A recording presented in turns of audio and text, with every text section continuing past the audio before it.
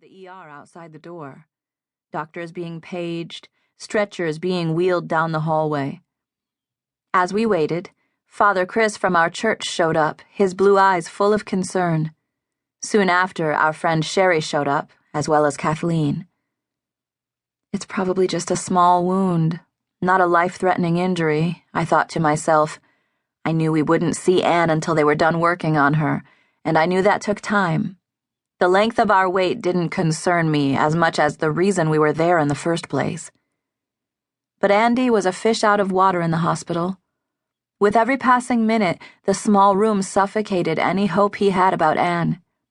He had expected the hospital you see on TV shows, where the doctor meets you in the hall as soon as you arrive and delivers the news. "Why do you think it's taking them so long?" he asked, his eyes grave with worry. Suddenly our roles were reversed.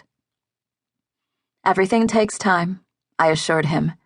From my hospital experience, I knew that there's paperwork and a procedure for everything. "I think they're delaying because they just don't want to break the news to us." His voice drifted off. I glanced at my phone. Its clock automatically adjusted for daylight savings time, which had occurred that day. It confused me since the clock in the car hadn't been turned ahead. I tried to glance outside, but the windowless room revealed no clues. Andy felt as if we'd waited for hours, but isn't that how time works? The more time you want, and the more you need time to move forward, the more it seems to stand still. "They're hiding something," Andy said, sitting motionless in his chair. At work, he was used to being the one giving orders, making decisions. I could tell it troubled him to sit and wait for someone else to come and give him information. "You don't know that," my friend Sherry said comfortingly. "The doctor will come just as soon as he's free. Just wait and see what he says." My phone's reception flickered in and out, but I still managed to alert people of our whereabouts. Anne has been shot. No matter whom I told or how many times I said it didn't feel real. The trauma settled over me like a fog, keeping me from feeling the cold, harsh reality of the situation. When a doctor and a nurse finally came in, they stood in the corner of the room. The nurse held a clipboard. "Anne was shot through her right eye at close range with a shotgun," the doctor said. "She has been gravely wounded. Her right hand was also injured." A shotgun in the eye at close range?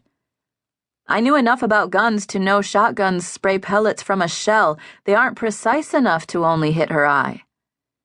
As my mind raced, Andy asked to see her.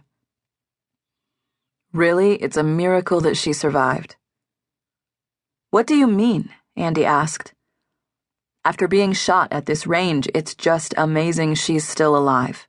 He paused and added, "Her condition is grave, but stable." As the nurse led us, Andy, Sherry, Father Chris, and me, back to a large room to see her, that word stuck in my gut. A miracle? How dare he use that word? This was not a miracle, it was a nightmare. It was about to get worse. When we got to the room, we stopped near a young woman in a hospital gown on a trauma bed. Her head was bandaged. Anne?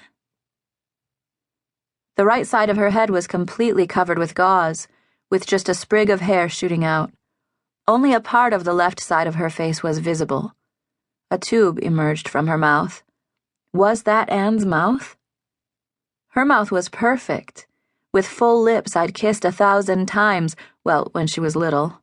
Over time, I can't remember exactly when, kisses had become hugs, Mommy had become Mom, and our nightly bedtime routine had become, text me if you're going to be late. Surely I'd recognize her lips. I stood at the foot of the stretcher. The patient's feet were covered, so I hesitantly lifted the sheets to look at her feet. I saw her ankles, and it began to sink in. Her arm was exposed beside her body. Is that Anne's arm? There was so little to judge from. Right orbit trauma.